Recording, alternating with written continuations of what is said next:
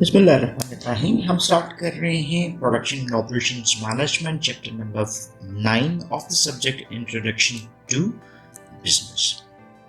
सो इस लेक्चर में बेसिकली हम कुछ लर्निंग ऑब्जेक्टिव्स को देखते हैं और हम बात करेंगे present state of manufacturing status in US country. फिर उसके बाद हम एवोल्यूशन की बात करेंगे प्रोडक्शन एंड ऑपरेशंस मैनेजमेंट की ऊपर। इसके बाद फिर हम देखेंगे कि वेरियस जो हमारे पास प्रोडक्शन प्रोसेसेस हैं, डिफरेंट टेक्निक्स हैं कि जिसके थ्रू हम प्रोडक्टिविटी को इंक्रीज कर सकते हैं। कंप्यूटर एडेड डिज़ाइंस हैं, मैन्युफैक्चरिंग प्रोसेसेस हैं, इन सारे प्रोसेसेस को हम देखने की कोशिश करेंगे। और फिर हम डिस्क्राइब करेंगे ऑपरेशंस मैनेजमेंट के डिफरेंट प्लानिंग इश्यूज क्या होते हैं, जिसमें हम लोकेशन की बात कर सकते हैं, मटेरियल्स की लेआउट की बात कर सकते हैं, इन्वेंट्री कंट्रोल्स की बात कर सकते हैं, और देन डिफरेंट कुछ टेक्निक्स की हम बात करेंगे जो ऑपरेशंस मैनेजमेंट में आपको यूज होती हुई नजर आती हैं, like part and Gantt charts, कि हम मैन्युफैक्चरिंग प्रोसेसेस को किस तरह से कंट्रोल कर सकते हैं। So let's start this chapter. सबसे पहले हम जो बात करने जा रहे हैं वो है manufacturing and services in perspective of US. So हमारे पास कुछ डिफरेंट एस्पेक्ट्स नज़र आते हैं। ये लर्निंग गोल्स को हमने पहले देखा, अभी हम बात करते हैं मैन्युफैक्चरिंग इन द यूएस। सो कुछ चीज़ें स्टैटिस्टिकली भी हमारे लिए इम्पॉर्टेंट होंगी और इस ओवरऑल फिनोमेना को अंडरस्टैंड करने के लिए भी हमारा एक बेसिक एलिमेंट बनता हुआ दिखाई देता है। फर्स्ट थिंग इज कि US is still the world's leading manufacturer. So manufacturing industry में आपको यूएस लीड करता हुआ आज भी नज़र आता है। और मैन्युफैक्चरिंग जो कंटिन्यू हुई, उसकी ग्रोथ का जो एक आपको सिलसिला नज़र आता है, दैट स्टार्टेड फ्रॉम 1970। और मैन्युफैक्चरिंग जो है अब आपको 1970 से बहुत ज़्यादा एक्सीडेड फॉर्म में आपको नज़र आती है। Almost 25% of all goods produced each year come from the US. So what is made in the US? Leading US manufacturing goods कौन सी हैं? हल्का सा उसको देखते हैं, बहुत ज़्यादा हमें इसको स्टैटिस्टिक्स को याद रखने की तो ज़रूरत नहीं है, but for the larger understanding of the phenomena, जैसे केमिकल्स में आपको डिफरेंट प्रोडक्ट्स नज़र आती हैं, जिसमें फार्मास्यूटिकल्स हैं, कॉस्मेटिक्स हैं, सोप्स हैं, पेंट्स एंड फर्टिलाइजर्स हैं, जिसकी ओवरऑल वैल्यू $250 बिलियन से भी ज़्यादा है। और almost 830,000 Americans are working in this industry. Then transport equipment आ जाता है, जिसमें cars, planes, trains, ships 195 billion है और 1.4 million Americans are working in this industry. Then processed foods, beverages and tobaccos आ जाते हैं आपको उसमें, जैसे हमारे पास उसमें several products हैं like cookies, coffee, cigarettes, prepared meals, और इसकी एक business worth जो आपको नज़र आती है वो 175 billion की नज़र आती है। So 1.7 million Americans are working in this industry. Computer and electronics, then computers and communication equipment, which is almost value of $146 billion. और 1.2 million Americans आपको इस इंडस्ट्री में आपको काम करते हुए नजर आते हैं। Then हम बात करते हैं एक्सपोर्टर्स की, जहाँ पे हमारे पास top 10 states that manufacture goods for exports, जो अमेरिकन आपको डिफरेंट फर्म्स नज़र आती हैं जो कि इस कॉन्टेक्स्ट में अपना एक रोल प्ले करती हुई नज़र आ रही हैं। उसमें California, Texas, New York, Michigan, Washington, Illinois, Ohio, Florida, New Jersey, Pennsylvania. So आपको अमाउंट एक्सपोर्टेड $142.61 बिलियन से मिनिमम जो पेंसिल्वेनिया की है वो 34.57 बिलियन आपको डॉलर्स में अमाउंट नज़र आती है।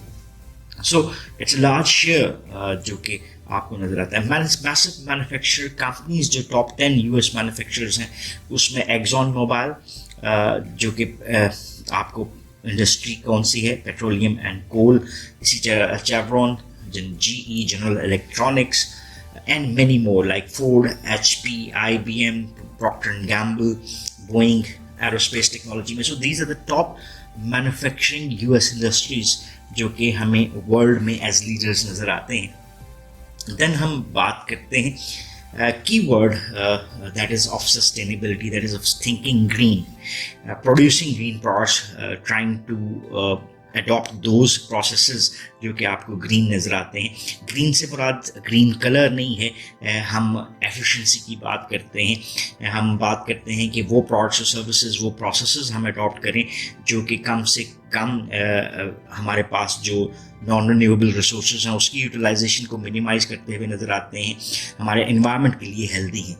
So market of new green products and services जो है इस वक्त आपको वो एंडलेस ग्रोथ में नज़र आती है। Given the rate of population growth it is important to plan ahead for a world with limited resources, because जैसे हम नॉन रिन्यूएबल रिसोर्सेज और रिन्यूएबल रिसोर्सेज के दो लफ्ज़ों को हम यूज़ करते हैं।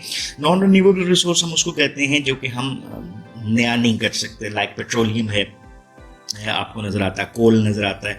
रिन्यूएबल रिसोर्सेज वो हैं जो हम दोबारा से बना सकते हैं, लाइक फल हैं, आपको फसलें नज़र आती हैं जिसको हम बार बार अपने लिए रिन्यू कर सकते हैं। सो कंपनीज जो हैं लाइक ड्यूपॉन्ट, मिशेलिन, आपको Chevron, Nokia are working on sustainability projects. Procter and Gamble और केजर जो है वो भी इश्यूज ऐसे देख रही हैं जो अपने लिए वो मैंडेटरी समझते हैं कि वो स्कोर कार्ड्स बना सकें जो सस्टेनेबल हों और अपनी सप्लाई चेन को ज़्यादा बेहतर अंदाज में मैनेज कर सकें। So top paying service jobs, अब आपको हमने एक तरह से मैन्युफैक्चरिंग के कॉन्टेक्स्ट में देखा।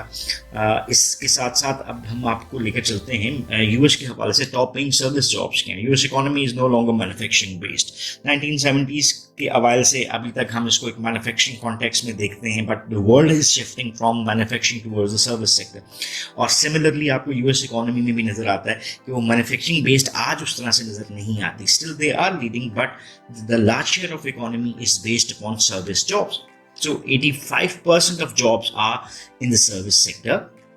टॉप पेइंग सर्विस जॉब्स जो आपको नज़र आती हैं यूएस में वो है लीगल सर्विसेज हैं, मेडिकल सर्विसेज हैं, एंटरटेनमेंट है, accounting, finance and management, consultancy form.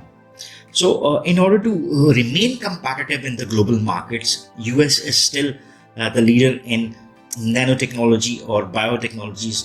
और यूएस बिजनेसेस कैसे एक कंपेटिटिव एज अपनी बरकरार रख सकते हैं, इसको भी थोड़ा सा हम डिटेल में देखने की कोशिश करते हैं कि यूएस फार्म्स के लिए क्या बेहतर है कि वो अपने आप को ज़्यादा सस्टेनेबल रख सकते हैं. पहली चीज़ जो हमें नज़र आती है इसके हवाले से वो है focus on more on the customers, क्योंकि हम वो चीज़ें बनाएं, वो प्रोड्यूस करें which is according to the needs of the customer. चाहे वो प्रोडक्ट्स हैं, मैन्युफैक्चरिंग इंडस्ट्री है, चाहे वो सर्विस इंडस्ट्री है. देन सेकेंड एस्पेक्ट जो हमें नजर आता है कि maintain closer relationship with suppliers and other companies to satisfy the customer needs. जो एक रिलेशनशिप बिल्डिंग है, हम इसको चेन कहते हैं, एक नेटवर्क कहते हैं, वो नेटवर्क अगर हम अच्छा बनाते हैं, उस रिलेशनशिप में हम बेहतर आ सकते हैं, तो फिर शायद हमारे लिए कस्टमर्स की नीड्स को फुलफिल करना ज़्यादा आसान हो. So maintaining the closer relationship with the suppliers and other companies is also necessary to satisfy the customer needs. Third aspect जो नज़र आता है वो है practicing continuous improvements. Continuous improvement क्या होता है कि हम किसी भी लेवल के ऊपर ये नहीं अंडरस्टैंड करते that we are doing the best, but we are always trying to find out ways and means जो कि हमारे बेस्ट से भी बेस्ट हो सके. That is a continuous improvement program. इसको हम दूसरे लफ्ज़ों में TQM भी कहते हैं, total quality management, which is based upon the idea कि कॉन्टिन्यूस इम्प्रूवमेंट्स जो हैं वो सिस्टम में, प्रोसेसेस में आप लेकर आ सकते हैं. देन इसी से रिलेट करता है कॉन्सेप्ट है that is focusing on quality. Quality basically कहते किसको है? क्वालिटी हम ये कहते हैं कि जब कोई भी प्रोडक्ट और सर्विस कस्टमर की नीड्स डिमांड्स को बेहतर अंदाज में फुलफिल करती है तो वो क्वालिटी में भी बेहतर है. How a product satisfies the needs of the customer is termed as quality. तो कस्टमर्स को सेटिस्फाई करने के लिए हम सर्विस सेक्टर में क्या कर सकते हैं कि हम क्वालिटी के ऊपर कंसंट्रेट करें कि जो भी सर्विस हम प्रोवाइड कर रहे हैं वो क्या हो, बेस्ड अपॉन क्वालिटी हो. So this tends to be a competitive edge for any business. Then है saving on cost through site selection. Site selection से क्या मुराद है कि वेयर वी आर ऑपरेटिंग. अगर हम अपनी ऑपरेशंस को इकोनॉमिकल रखना चाहते हैं तो हम उन साइट्स को सिलेक्ट कर सकते हैं जो कॉस्ट इफेक्टिव हों। इसके कॉन्टेक्स्ट में जैसे मैं कह सकता हूँ कि जी अगर हम एक मेन एरिया के ऊपर काम कर रहे हैं और उसके ऊपर हमें रेंटल्स बहुत ज़्यादा पे करने पड़ते हैं, और अगर हम एक साइड एरियाज पे काम कर रहे हैं तो हमें रेंटल्स कम देने पड़ते हैं। This is not only one factor, लेकिन ये एक एस्पेक्ट हो सकता है कि जहाँ पे अपनी कॉस्ट को हम रिड्यूस कर सकें, कि हम उन साइट्स को सिलेक्ट करें which are little bit more economical in the context of our business activities. Then है रिलाइंग ऑन द इंटरनेट और to unite companies that work together. हम कहते हैं इसको क्लस्टर्स क्रिएट करना। जस्ट एक एग्जांपल, अगर हम इसकी छोटी सी एग्जांपल पाकिस्तानी बिजनेस कॉन्टेक्स्ट में लेते हैं, for instance if I am a fan manufacturing company which is a small manufacturing company, और मुझे फॉर इंस्टेंस सऊदी अरेबिया से कुछ ऑर्डर मिल रहा है जो कि 10 लाख पंखों का है। मेरा स्मॉल सेटअप है, मैं 10 लाख तो नहीं बना सकता, लेकिन जो वो कह रहे हैं उस टाइम में मैं 1 लाख बना सकता हूँ। सो मैं क्या करता हूँ कि I am being a small manufacturer, eye contact with other manufacturers, और हम 4 मैन्युफैक्चरर मिल के उस ऑर्डर को पिक कर लेते हैं, और उन 4 प्रोड्यूसर्स की तरफ से वही प्रोडक्ट्स जो रिक्वायर्ड थी वो मैन्युफैक्चर होकर वहाँ पर चली जाती हैं।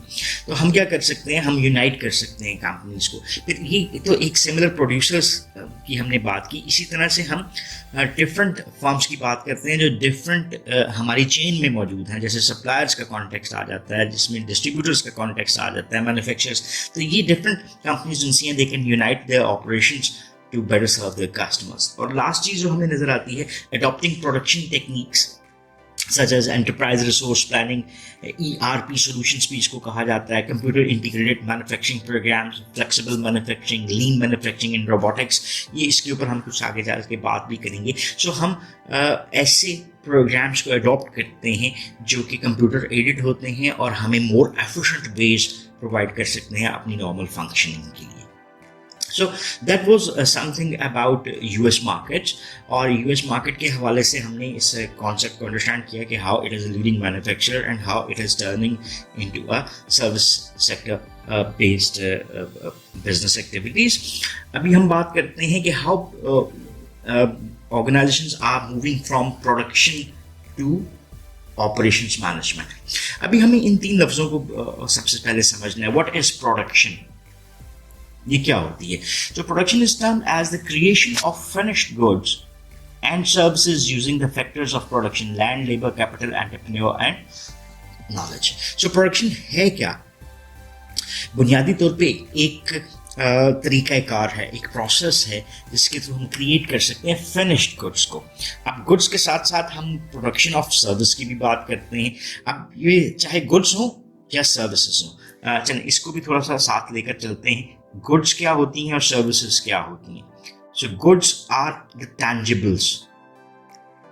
सो फॉर इंस्टेंस जो लैपटॉप आप यूज कर रहे हैं या मोबाइल आप यूज कर रहे हैं इन वीडियोस को वॉच करने के लिए, तो वो टैंजिबल है। फॉर इंस्टेंस मैं क्या दे रहा हूं इसको? टीचिंग। ये टीचिंग क्या है? एक सर्विस है विच इज इनटैंजिबल। इनटैंजिबल किसको कहते हैं? जिसको हम छू नहीं सकते। So you cannot touch my teaching. So ये इनटैंजिबल है। सर्विस जैसे मेडिकल की सर्विसेज होती हैं, जैसे लॉयर की सर्विसेज होती हैं, और ये इनटैंजिबल होती हैं। तो ये पहला एस्पेक्ट हो गया कि goods are tangible, services are intangible. Goods जैसे आपने किसी भी बायर के तौर पे किसी भी शॉप के ऊपर पैसे दिए और ये मोबाइल खरीद लिया। अब पैसे उसकी मलकियत हो गए और मोबाइल आपकी मलकियत हो गया, तो इसमें गुड्स में ओनरशिप ट्रांसफर हो जाती है। जिसने खरीदा वो मलकियत उसकी होगी। जैसे मैंने गाड़ी खरीदी, मेरे नाम पर रजिस्टर होगी। लेकिन सर्विसेज जो सी हैं वो इंटैंजिबल भी होती हैं और नॉन ट्रांसफरेबल भी होती हैं। जैसे मैंने आपको टीच किया, आपने उससे बेनिफिट तो लिया, लेकिन आपकी ओनरशिप वो उस सर्विस की क्रिएट नहीं होती। So these are the basic differences. तो प्रोडक्शन क्या हुई कि हम जब भी कोई फिनिश गुड्स और सर्विसेज क्रिएट करते हैं by using factors of production. Economics में हम बात करते थे फैक्टर्स ऑफ प्रोडक्शन की, जिसमें हम कहते हैं लैंड, लेबर, कैपिटल, एंटरप्रेन्योरशिप, और फिफ्थ फैक्टर हम ऐड कर रहे हैं दैट इज द नॉलेज। जब हम लैंड, लेबर, कैपिटल, एंटरप्रेन्योरशिप और नॉलेज को यूटिलाइज करते हुए कोई गुड्स और सर्विसेज क्रिएट कर रहे हैं, तो वो क्या है? That is called as production. अब इसी के साथ एक और लफ्ज ऐड कर देते हैं। ये प्रोडक्शन का लफ्ज तो हमने देख लिया और क्लियर भी कर लिया। अभी हम एक और लफ्ज ऐड करते हैं, प्रोडक्शन मैनेजमेंट। ठीक है जी, व्हाट इज प्रोडक्शन मैनेजमेंट? हमने प्रोडक्शन को तो समझ लिया, मैनेजमेंट को हम पुराने अगर लफ्जों में देखें तो हम 4 लफ्ज बोलते थे। Management is planning, organising, leading and control. So ये बेसिक अंडरस्टैंडिंग थी मैनेजमेंट की। अब प्रोडक्शन की मैनेजमेंट क्या है? यानी ये वो टर्म है जिसको यूज किया जाता है to describe all those activities जो कि कोई भी इंडिविजुअल मैनेजर्स परफॉर्म कर रहा है कि वो अपनी फर्म को प्रोडक्ट्स और सर्विसेज प्रोड्यूस करके दे। यानी हमने क्या करना है, हमने प्रोसेस सर्विसेज को प्लान भी करना है, उसके सारे प्रोसेस को ऑर्गेनाइज भी करना है, लीड और कंट्रोल करना है, ताकि हम जो डिजायरेबल आउटकम्स हैं वो क्या कर सकें, वो हासिल कर सकते हैं। अभी बुकिश अंदाज में भी देख लेते हैं। Production management has described the management activities that help firms create goods, but the nature of business has changed significantly over the last 20 years as the service sector, including internet services, has grown dramatically. So, United States has become a service economy that is one dominated by the service sector. So अभी हमने production management में production processes सिर्फ products के लिए नहीं रखते, हम services को भी इसमें इंक्लूड करते हैं। तो फर्दर जो ग्रोथ आपको नजर आती है, एक मोर स्पेशलाइज्ड एरिया क्रिएट होता हुआ नजर आता है, that is operations management. Operations management है क्या? Basically it's a specialised area in management that converts और transforms resources including human resource like technical skills and innovation into goods and services. So operations management को अगर यहाँ से भी हम understand करने की कोशिश करते हैं तो that is a specialized area in the field of management that converts or transform resources. अब resources में हम क्या चीज़ें लेते हैं? यहाँ पर हम resource कहते हैं, land भी एक resource है, capital भी एक resource है, raw materials भी एक resource है, टेक्नोलॉजी भी एक resource and many more including the human resource. इनको यूटिलाइज करते हुए ये एक स्पेशलाइज्ड एरिया है जो कि हमारे लिए क्या क्रिएट करता है, गुड्स एंड सर्विसेज क्रिएट करता हुआ नजर आता है। सो हमने ये देख लिया कि प्रोडक्शन क्या है, creation of goods using land, labour, capital, entrepreneurship, production management, all the activities managers do to help firms create goods, और ऑपरेशंस मैनेजमेंट एक स्पेशलाइज्ड एरिया है इन मैनेजमेंट दैट कन्वर्ट्स और transform resources into goods and services. So operation management में चीजें क्या आती हैं? जैसे हम कहते हैं इन्वेंट्री मैनेजमेंट, पहली चीज के आगे इन्वेंट्री मैनेजमेंट, फिर क्वालिटी कंट्रोल, प्रोडक्शन शेड्यूलिंग या फॉलो अप सर्विसेज भी इसमें आपको शामिल होती हुई नजर आती हैं। So that's all about this lecture. Next lecture में इंशाल्लाह हम इसी प्रोसेसेस को फर्दर डीपली अंडरस्टैंड करने की कोशिश करेंगे। So till now, thank you very much for watching, and if you have any question or queries, so you can ask in the comment section and we would definitely love to answer those. Once again, thanking you. Have a nice time. Allah Hafiz.